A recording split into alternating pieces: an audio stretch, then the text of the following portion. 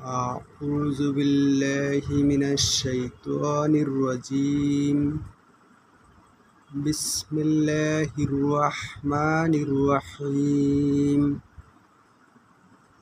دعاء مسورة اللهم إني ظلمت نفسي ظلما كثيرا ولا يغفر الذنوب إلا أنت فاغفر لي مغفرة من عندك وارحمني إنك أنت الغفور الرحيم।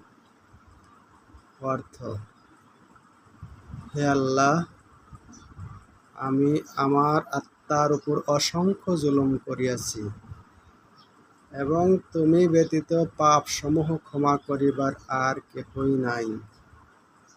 অতএব আমাকে ক্ষমা করো তোমার নিজের পক্ষ হইতে এবং আমাকে দয়া করো, নিশ্চয়ই তুমি ক্ষমাশীল দয়াবান। সালাম। আসসালামু আলাইকুম ওয়া রাহমাতুল্লাহ।